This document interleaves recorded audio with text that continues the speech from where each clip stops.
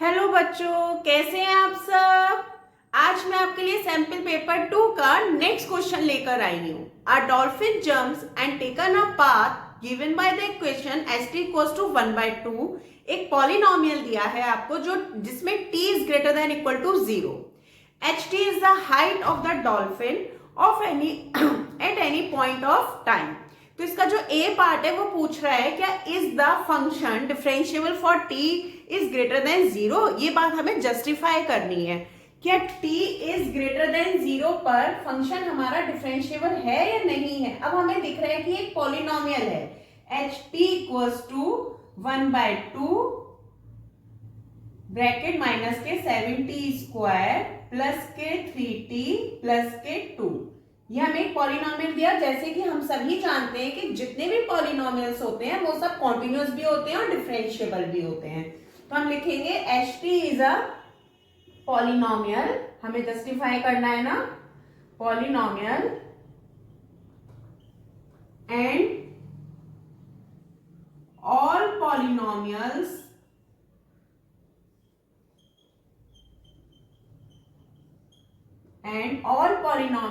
are continuous and differentiable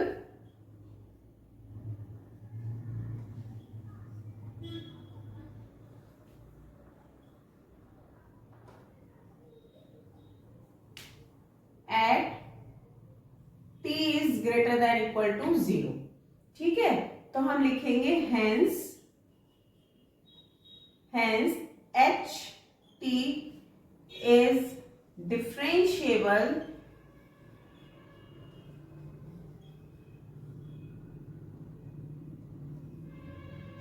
for t is greater than equal to 0। यही हमारा क्या होगा, आंसर होगा। इसका बी पार्ट देखते हैं। इसका नेक्स्ट पार्ट है find the instantaneous rate of change of height at t equals to 1/14। ठीक है, t इज इक्वल टू 1/14 पे हमें रेट ऑफ चेंज हाइट निकालना इंस्टेंटेनियस, जो तुरंत हो।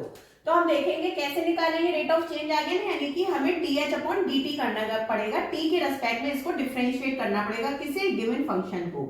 ht is equal to 1/2 minus का 7t स्क्वायर प्लस का 3t प्लस का 2।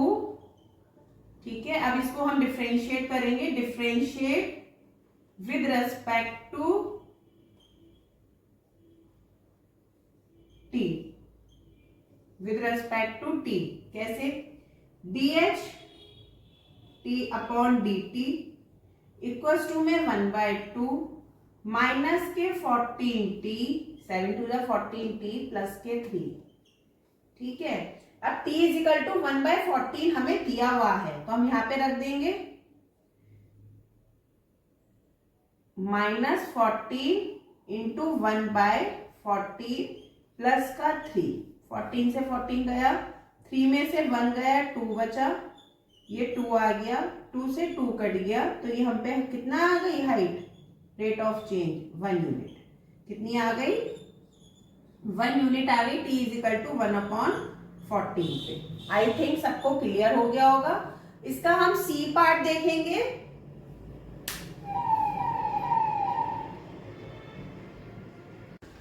अब इसका थर्ड पार्ट है C part. H T is increasing in minus infinity से 3/14 तक। इज दिस ट्रू और फॉल्स, जस्टिफाई। हमें जस्टिफाई करना है कि ट्रू है या फॉल्स है। तो इसे हम कैसे करेंगे, देखो एच टी इक्वल टू कितना आया था हमारा, डिफरेंशिएट करा था हमने t के रेस्पेक्ट में 1/2 माइनस का 7t स्क्वायर प्लस का 3t प्लस का 2 और H T D H T upon D T अगर हम कर रहे हैं तो कितना आएगा, 1/2 आएगा माइनस के 7 to the 14 आएगा, t आएगा प्लस का 3 आएगा। ठीक है, तो अब हमें t की देखो इतना आ गया ना हमारे पास, लेकिन हमें कंडीशन दी हुई है कि t जो है वो ग्रेटर देन 0 है। t जो है वो ग्रेटर देन 0 है। अगर मैं यहां से 14 कॉमन ले लूंगी माइनस का, तो ये कितना बनेगा बताओ, तो ये बनेगा 14 कॉमन लिया ना, तो ये बनेगा t माइनस का 3/14 बनेगा। क्लियर है सबको? 2 7 जा 14, तो हमारी इक्वेशन क्या आ गई? माइनस के 7t माइनस 3/14 आ गई। तो अब आप देखो t जो है वो 0 से बड़ा है, t जो है वो 0 से बड़ा है, इसलिए हमारी जो वैल्यू आएगी dht अपॉन dt की किस किस के बीच आएगी? 0 और 3/14 के बीच लाया करेगा, ये है ना, इसके बीच लाया करेगा, क्योंकि ग्रेटर देन 0 है तो पॉजिटिव ही होगा, माइनस इन्फिनिटी तक नहीं जा सकता, बस 0 तक जाएगा। क्लियर है? क्योंकि t इजिकल टू कितना बन जाएगा? अगर हम ग्रेटर देन इक्वल टू है, अगर मैं t इक्वल टू 0 रखूंगी तो t equal to 3/14, sorry dht upon dt is equal to 0 रखूंगी तो t इजिकल टू 3/14 के बन जाएगा, है ना। इसलिए हमारा क्या आएगा? 0 से 3/14 आएगा। इसलिए हमारा स्टेटमेंट क्या हो गया? This statement is false.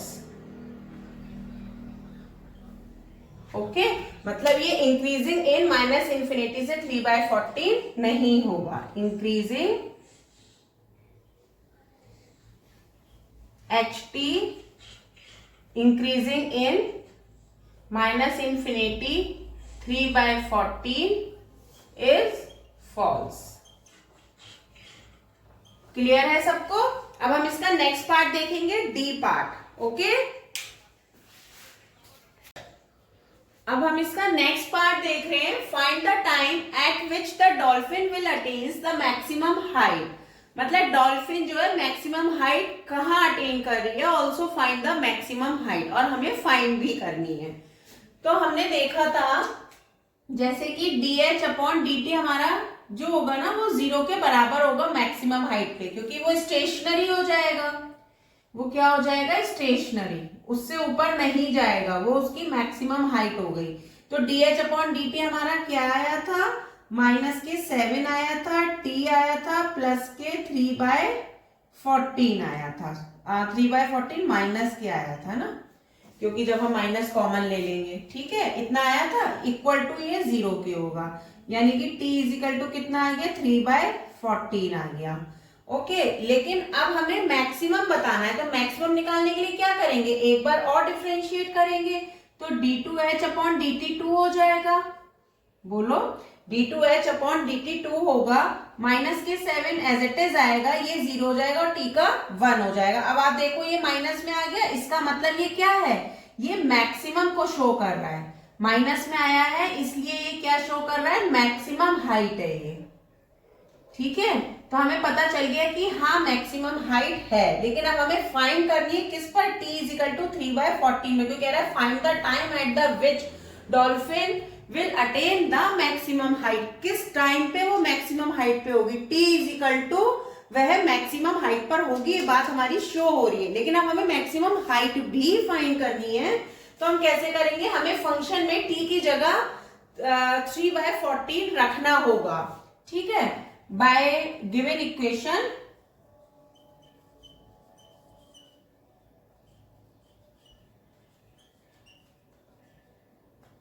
क्या है? H T equals to 1/2 minus के 7 3/14 3/14 प्लस 3 इंटू 3/14 प्लस 2। इसको अब हम सॉल्व करेंगे। ठीक है, तो 7 2 जा 14, यहां से हम इधर देख सकते हैं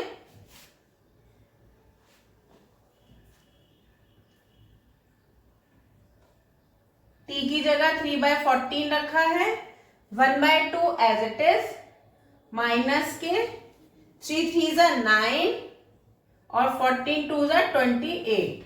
क्लियर? प्लस 3 3 जा 9 अपॉन में 14 प्लस का 2। क्लियर है सबको? अब 1/2 ऐसे ही छोड़ देंगे, इसका हम अंदर एलसीएम लेंगे। 28 ले 8, तो ये आएगा माइनस के 9, 14 2 जा 28, 9 2 जा 18। ठीक है, और यहां पे लेंगे तो 28 इंटू 2 कर देंगे। क्या क्लियर है सबको? अब हम क्या करेंगे, 1/2 करेंगे और ये 9 बचेगा, प्लस के 8 2 जा 16, 2 2 जा 4 1 5 अपॉन 28 और ये ऐसे। और अब हम करेंगे 1/2, 9 और 6 15, 1 5 और 1 6 28। क्या क्लियर है सबको? अब हम जब इसे डिवाइड करेंगे ना तो इसको डिवीजन करके हमारा आंसर आ जाएगा 1.121 समथिंग। ये हमारी क्या होगी, मैक्सिमम हाइट होगी। ये क्या होगी, मैक्सिमम हाइट।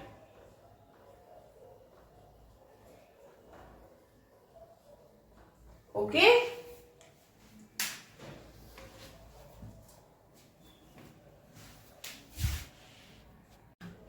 अब आई थिंक ये क्वेश्चन सबको समझ में आया होगा। इसका आंसर आया 1.161 मैक्सिमम हाइट। ओके, अब हम नेक्स्ट क्वेश्चन देखते हैं। नेक्स्ट क्वेश्चन है, find the area bounded by the curve y equals to x 4 minus x and the x axis from x equals to 0 to x equals to 5 as shown in the figure given below. जैसे कि figure से साफ साफ हमें दिखाई दे रहा है कि 0 से 4 जो है वो अप जा रहा है, 4 से 5 जो है वो बिलो जा रहा है। ठीक है, तो हमें बहुत सिंपल है, इसमें तो कुछ है ही नहीं क्योंकि ग्राफ बनाकर इन्होंने हमें दे दिया है। ये देखो 0 से 4 हम इंटीग्रेट करेंगे, क्योंकि हम इंटीग्रेट इसलिए करेंगे, हम इंटीग्रेशन का मतलब होता है समाकलन, मतलब कि यहां से यहां तक का एरिया एक साथ आ गया, इसमें समा गया। ठीक है, इंटीग्रेशन हमने कर दिया तो ये बन गया हमारा y, पॉजिटिव आएगा क्योंकि ये ऊपर है। फिर नेक्स्ट में हमारा माइनस का आएगा 4 से 5, क्योंकि वो कहां जा रहा है, वो नीचे जा रहा है। क्लियर है सबको? अब y इक्वल्स टू में जो फंक्शन दिया है वो हम यहाँ पे रख देंगे x 4 माइनस x, इस तरीके से 0 से 4। ठीक है, और ये माइनस बाहर प्लस यहाँ पे रखेंगे और यहाँ पे माइनस करेंगे तो ये कितना आ जाएगा, 4 से 5 आएगा और हमारे पास आ जाएगा ये x स्क्वायर माइनस का 4x। किसी को कोई डाउट? क्लियर है ना? आई थिंक किसी को कोई डाउट नहीं होगा। अब इसके अंदर मैं फिर से लूंगी, ये 4x लूंगी और इसका इंटीग्रेशन करूंगी तो ये 4x स्क्वायर अपॉन 2 बन जाएगा और माइनस का ये x स्क्वायर बन जाएगा तो ये x क्यूब अपॉन 3 बन जाएगा।